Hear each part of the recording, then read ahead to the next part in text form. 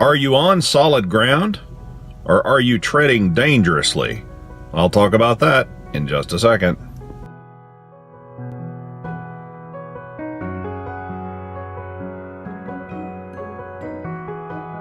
We produce a lot of corn in central Illinois and a lot of soybeans.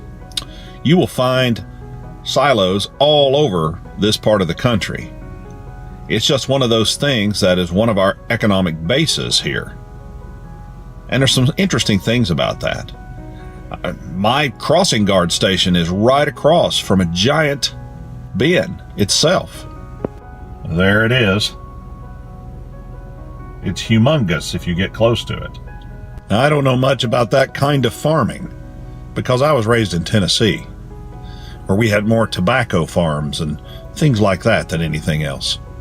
But I have heard stories that sometimes the corn will give a false impression of itself in one of those large grain bins. People will think it is completely filled up, and they can step out on top of it and then not realizing that there's a large air pocket underneath the flooring of the corn, and it gives way and they fall down into this pocket and become trapped inside of the corn. Pretty terrifying thing to think about. And as they breathe out and breathe in, the corn moves very slowly into them, which constricts their breathing. And people have actually died this way. And before you can get them out, they asphyxiate because they cannot move their rib cage enough to get breath while they're being slowly constricted by this corn. I guess it would be kind of like a boa constrictor constricting your air. Just a horrible way to pass, I imagine. And it's very scary. So people are careful when they walk out on the corn tops. They will push sticks down through there. They'll try to make sure that there's no air pockets so they don't get trapped in the corn.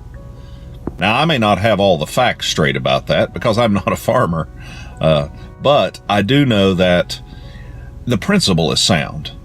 If we fall into sin, sometimes, we don't expect it to be there.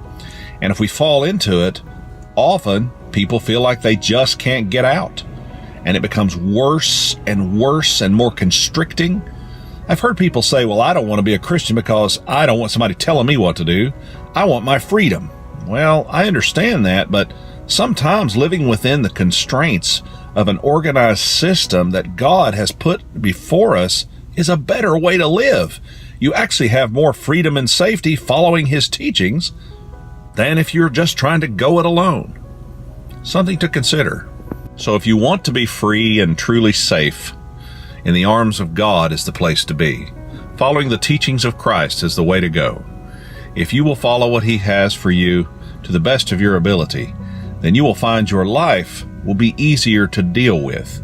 Not that your life will be easy, because you'll still have tough times, but you will have somewhere to go, and you will have an assurance that the sins that you commit are forgiven by a Savior. And there's nothing better. Don't fall for the trap, folks.